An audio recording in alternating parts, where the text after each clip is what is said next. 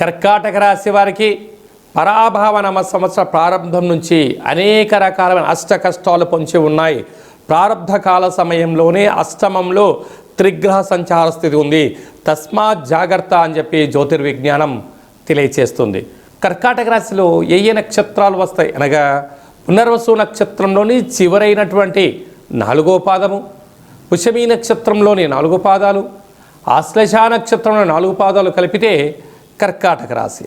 రాశాధిపతి చంద్రభగవానుడు కనుక వీరికి ధనవాక్కు కుటుంబ స్థానంలో కేతువు, అష్టమంలో త్రిగ్రహ సంచార స్థితి, భాగ్యంలో ఎన్నడూ లేని విధంగా 30 సంవత్సరాల తర్వాత శని భగవానుడు, ఏడాది తర్వాత శనితో కలిపినటువంటి రవి భగవానుడు, వ్యయంలో దేవగురు బృహస్పతి వక్రగమన సంచార స్థితిలో సంచారం చేయనప్పుడు అనేక రకాలమైనటువంటి ఆర్థిక ఇబ్బందులు, ఇంట్లో మనస్పర్ధలు, కలహాలు, గొడవలు, అనేక రకాలమైన సమస్యలు పొంచి ఉన్నాయి.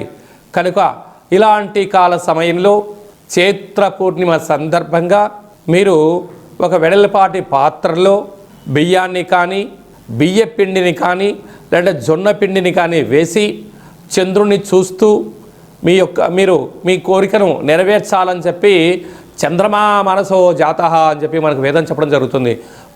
మన మనకారకుడు చంద్ర భగవానుడు. అలా ఈ నీటిని, ఈ పిండి నీటిని తీసుకొని వెళ్ళి గోమాతకు ఎప్పుడైతే ఆహారాన్ని ఏర్పాటు చేస్తారో అష్టమ గ్రహ దోషాలన్నీ కూడా తొలగిపోయి మీరు అనుకుంటున్న అనేక రకాల పనులలో అద్భుతమైన విజయం కర్కాటక రాశి వారి సొంతం అవుతుందని చెప్పి గమనించాలి.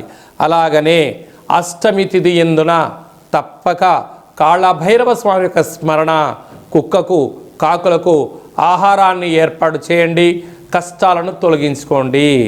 మీ యొక్క వ్యక్తిగత జాతకం తెలుసుకోవాలనుకుంటున్నారా?